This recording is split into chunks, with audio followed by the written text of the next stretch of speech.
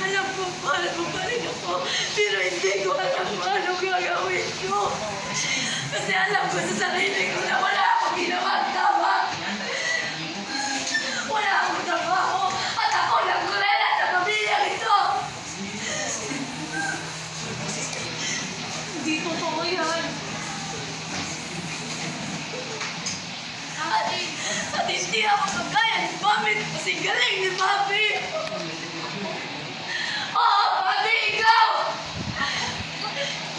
Ikaw na! Kasi kahit anong gawin mo, ang galing-galing mo, Bobby! Ako, kahit anong trabaho mo, anong kayod ko, hindi ako lumapit sa galing mo! Bakit parang galit ka? Bakit parang kasalanan ko? Parang kasalanan ko? Kasi ikaw na magaling!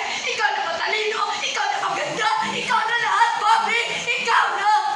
Bakit? Eh sa totoo nga, ako ngayong inggit na inggit sa inyo. Inggit na inggit ako kasi meron kayo na sana meron din ako. Inggit na inggit ako kasi meron kang maternal instinct. I wish I had your charm and innocence. Kagaya ni Alex, gusto ko maging adventurous kagaya na. Kaso hindi ko yun magawa. Ate.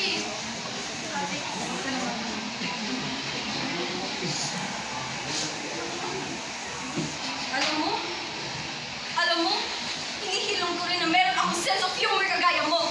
Kasi bentang-benta yun sa akin eh. Bentang-benta yun kay mama. Kaya nga siguro nasa kanya ang attention. Kaya nga siguro nasa iyo ang attention niya. Lahat ng attention niya nasa iyo. Do you think I am being unfair? No ba? I am saying you have your own favorites. Hindi totoo yan! Naalala mo pa ba, ma? Noong grade school ako, graduate ako valedictorian.